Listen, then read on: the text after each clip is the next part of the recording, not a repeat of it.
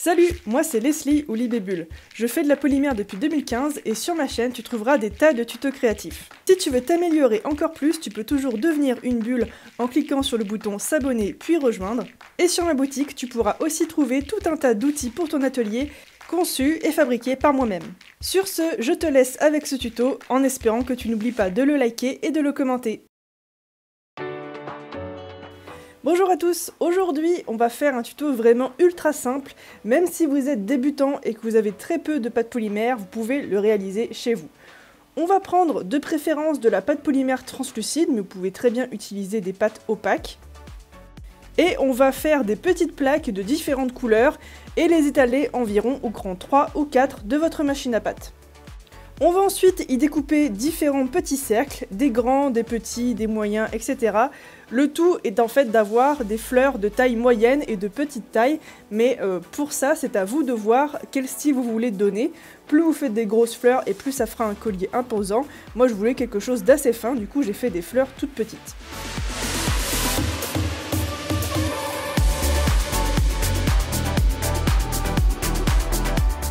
Comme vous l'avez vu, je travaille un petit peu mes disques, j'essaye d'enlever les côtés un petit peu moches et de les aplatir. Et c'est pas grave du tout si ça n'est pas parfait, puisque c'est pas du tout ce qu'on veut ici. Ce qu'on recherche, c'est juste une forme générale de fleurs.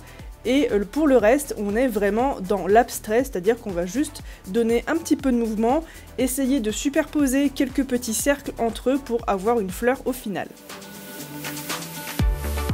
Ici par exemple j'ai utilisé 3 couleurs différentes, j'utilise ensuite un petit ball tool pour donner juste une espèce de forme générale d'une fleur un peu à moitié ouverte, et je vais ensuite utiliser ces petits picots avec des bouts dorés au bout. Si vous n'en avez pas, vous pouvez très bien utiliser des clous, ça marche très bien aussi. Les petites boules dorées donnent juste un plus joli effet puisque ça va apporter un petit peu de brillance et ça va faire en même temps le cœur de la fleur. Vous pouvez les trouver sur à peu près tous les magasins de loisirs créatifs, qu'ils soient en ligne ou bien des magasins comme Cultura ou le Géant des Beaux-Arts. Et je vais donc faire comme ça plusieurs fleurs, j'en fais environ 12 à 15, je pense que c'est un bon chiffre pour un petit collier assez fin. Et je vais essayer de varier, c'est-à-dire que je varie les couches de pâte pour essayer de ne pas avoir tout le temps les mêmes couches en dessous et au-dessus. Et je vais aussi varier dans les tailles pour ne pas avoir les mêmes tailles de fleurs à chaque fois. A savoir qu'ici j'utilise tout simplement des restes de cernite que j'avais mélangés avec des encres à alcool. Le mélange ne me plaisait pas au final, mais du coup je l'ai quand même gardé sous la main et j'ai bien fait puisque du coup ça m'a permis de faire de très jolies petites fleurs légèrement translucides à la fin. Et comme vous le voyez, dès que j'ai fini une petite fleur, je viens juste planter mon petit picot et je vais venir mettre la boule bien au contact de la pâte et je ne vais pas trop forcer pour ne pas trop élargir le trou. Je la pose ensuite délicatement sur mon support de cuisson et je continue la confection de toutes mes fleurs. Comme vous le voyez ici, absolument rien de compliqué, c'est juste un petit peu long, ça demande un peu de patience, mais ça vous permettra aussi de travailler votre dextérité, puisqu'on travaille sur des tout petits morceaux assez fins. En plus, ma pâte ici était assez molle, je vous conseille une pâte peut-être un petit peu plus dure et donc un peu plus facile à travailler. Ici, toute la complexité se trouvera entre guillemets dans le montage, qui lui aussi est assez simple, mais assez original. Pour la cuisson, plusieurs options, la petite plaque en verre comme moi, et si elle se déforme c'est pas très grave puisqu'on veut un résultat naturel, ou bien piquer dans une mousse que vous aurez déjà testé au préalable dans votre four, ou bien piquer dans une boule de pâte scrap dont vous ne vous souciez pas.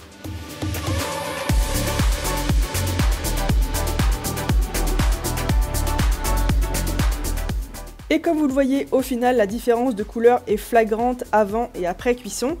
On va ensuite venir se munir d'un petit fil câblé avec le fermoir qui va avec. Moi j'utilise des tours de cou que j'achète en masse sur AliExpress.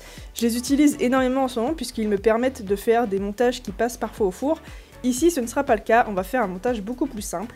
On va prendre chacune de nos petites fleurs et venir mettre notre petit picot à la verticale pour la tenir un petit peu droite et face à nous. On va ensuite venir faire un petit anneau avec nos pinces rondes. Et on ne ferme pas l'anneau, on va venir le laisser ouvert pour pouvoir le poser correctement sur notre fil câblé.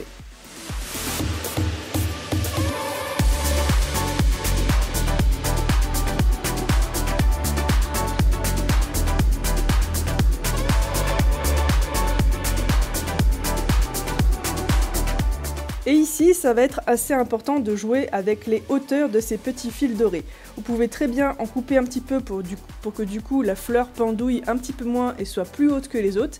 Et du coup, comme ça, on va faire une espèce d'escalier avec des fleurs plus hautes, des fleurs plus longues, etc. Ici, mes petits picots sont assez courts, donc je n'ai pas eu vraiment le choix d'avoir quelque chose d'assez short pour tout ce qui est découpe, etc. Mais vous pouvez très bien en trouver des plus longs dans le commerce et du coup qui vont rendre encore mieux à la fin.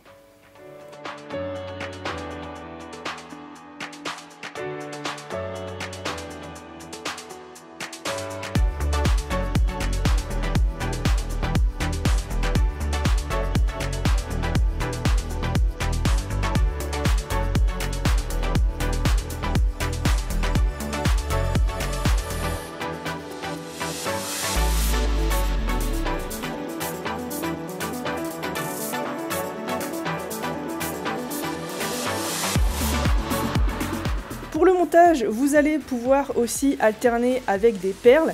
Je vous conseille des perles assez larges, puisqu'en fait, il va nous falloir un minimum d'espace entre les fleurs pour qu'elles s'épanouissent un petit peu plus, j'ai envie de dire, puisque du coup, si elles sont trop serrées, ça va faire une espèce de bouquet et de gloubi-boulga qui sera pas très visible et ce sera pas très joli à voir. En revanche, si on leur donne un peu plus d'espace et qu'on met peut-être une, voire même 2 perles entre chaque fleur ou entre des bouquets de 2 ou 3 fleurs, on peut avoir un rendu beaucoup plus joli à l'œil.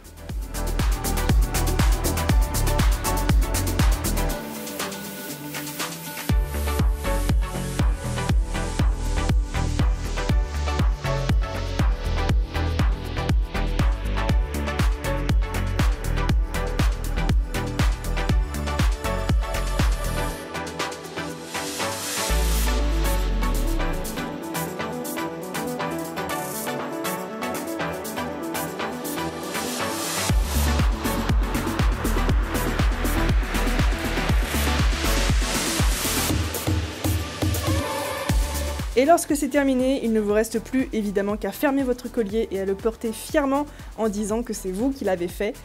J'espère en tout cas que ce tutoriel vous aura plu, j'ai adoré vraiment le faire, c'est à la fois simple, fin et élégant, tout ce que j'aime et en plus c'est hyper facile si jamais vous êtes débutante, c'est vraiment un très bon exercice avec lequel commencer. Et sur ce, si jamais vous avez envie de me soutenir, n'hésitez pas à faire partie de la communauté des bulles en cliquant sur le lien rejoindre dans la barre d'infos. Il y a aussi ma boutique avec tout un tas d'outils de découpe et de texture que je réalise et fabrique moi-même dans mon atelier. Et si jamais vous réalisez ce type de collier chez vous, n'hésitez surtout pas à venir me le montrer en message privé sur mes réseaux sociaux. Tous les liens sont encore une fois en barre d'infos. Et maintenant, je vous laisse et je vous dis à la semaine prochaine pour un autre tutoriel. Ciao!